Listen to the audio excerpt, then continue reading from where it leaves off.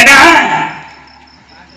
சமஸ்கிருதத்தில் எழுதுறது வால்மீகி ராமாயணத்தை, அதற்கு பின்னால் எழுதுறது யாரு?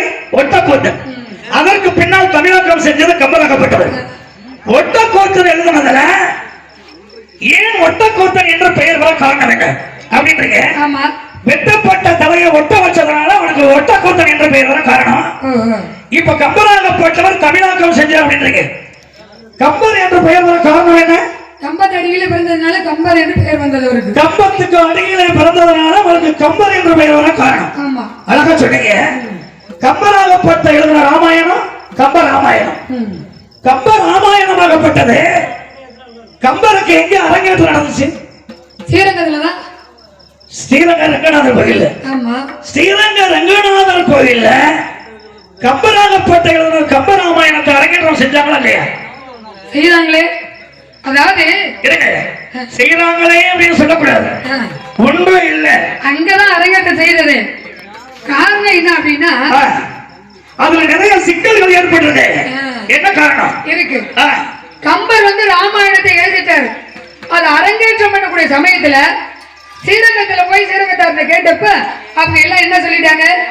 3000 நிச்சயதர்களுடைய கையொப்பம் இருந்தால் மட்டுமே நீ ராமாயணத்தை அரங்கேற்றம் பண்ணலாம் அப்படின்னு சொல்லிட்டாங்க. கம்பர் வந்து ஒரே கவலையோட இருக்காரு. ஒரே சமயத்துல 3000 நிச்சயதர்களை எப்படி நம்ம சந்திப்பது அப்படின்னு கவலையோட இருக்கும் பொழுது ஸ்ரீரங்க ரங்கநாதராகப்பட்டவர் என்ன செய்தாரு? கம்பர் கனவுல போய் தோன்ற 3000 நிச்சயதர்களுக்கும் தலைவன் ஒருத்தன் இருப்பான். அவனுடைய மகனை நான் பாம்பாக மாறி கடிச்சிடுறேன், அவன் இறந்து விடுவான். அப்ப நாகபாசன் மண்டலத்தில் உள்ள 3 கவிகளை பாடினால் பையன் உயிர் பிழைத்து விடுவான். அப்ப அதை பார்த்து மகிழ்ச்சி அடைந்து 3000 பேர் கையெழுத்து போட்டு கொடுப்பாங்க, நீ வந்து ராமாயணத்தை அரங்கேற்றம் பண்ணலாம் அப்படின்னு.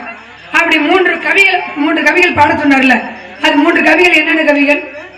முதல் கவி ஆலியான் பள்ளி அணையே அவன் கடைந்த வாழ்வரையின் மணித்தாம்பே ஊழியான் பூனை பூமரித்த ஒற்றிலையும் பூட்டுகின்ற நானே அகல நட. முதல் கவி. இரண்டாவது கவி மங்கையோர் பாகன் மணிமார்பில் ஆரமே பொங்கும் கடல் கடைந்த பொற்கயிறே திங்களையும் சீரியதன் மேலியோரும் தெய்வத்திரு நானே ஏறிய பாம்பே இறங்கு. இரண்டாவது கவி. மூன்றாவது கவி பாறை சுமந்த படைவரவை பங்கையக்கு நீரும் கிடந்துருங்க மெல்லியறையே ஈரமதி செஞ்சுடையான் கூட தெய்வத்திரு நானே நஞ்சுடையாய் தூர நட அப்படின்றது 3 கவிகள். இந்த 3 கவிகளை பாடின உடனே அந்த விஷம் இறங்கி விட்டது. அதை பார்த்து மகிழ்ச்சி அடைந்து 3000 பேரும் கையெழுத்து போட்டு கொடுத்துட்டாங்க. ராமாயணத்தை கம்பர் வந்து ஸ்ரீரங்கத்துல அரங்கேற்றம் செய்துட்டார். வாழ்த்துக்கு விளக்கம் என்ன அப்படின்னு கேட்டீங்க. நான் விளக்கத்தை சொல்லிட்டேன். இப்ப நான் கேட்கிறேன், சொல்லுக்கு ஒரு சூழ்ச்சமன் என்று சொல்வதை போல கல்லுக்கு பெருமை கொடுத்தா ஒருத்தன், முள்ளுக்கு பெருமை கொடுத்தா ஒருத்தன், கரும்புக்கு பெருமை கொடுத்தா ஒருத்தன். யாரு காரணம் சொல்லு பாப்போம்? கல்லுக்கு பெருமை கொடுத்தா ராமர். சரி, அப்புறம் என்ன கேட்டீங்க? முள்ளுக்கு பெருமை கொடுத்தவங்க யாரு? ஆஞ்சநேயர். கரும்புக்கு பெருமை கொடுத்தவங்க யாரு? நீங்க சொல்லுங்க பாப்பா. இந்த வேலை தான் என்கிட்ட வேணாம். இந்த போட்டு வாங்குற வேலை என்கிட்ட வேணாம். என்ன ஆடாடா அப்படின்னா என்ன? நீங்க கேட்டீங்க, நான் பதில சொன்னேன். இருமா, கல்லுக்கு பெருமை கொடுத்தவங்க யாருன்னு கேட்டேன், ராமர்னு சொல்லிட்டீங்க. முள்ளுக்கு பெருமை கொடுத்தவங்க யாரு அப்படின்னு கேட்டேன், ஆஞ்சநேயர் அப்படின்னு சொன்னீங்க. கரும்புக்கு பெருமை கொடுத்தவங்க யாரு? அப்போ நான் தான் சொல்லணும். அப்போ உனக்கு தெரியாது. பத்மநாபன் சொல்லிட்டேன் நானு. யாரை சொன்னேன்? பத்மநாபன் சொல்லிட்டேன் நானு. சரி, இருக்கட்டும்.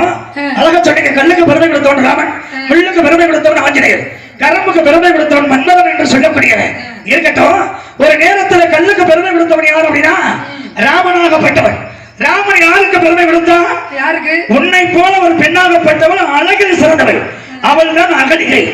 அகலிகை என்று சொல்லக்கூடியவன் ஒரு நேரம்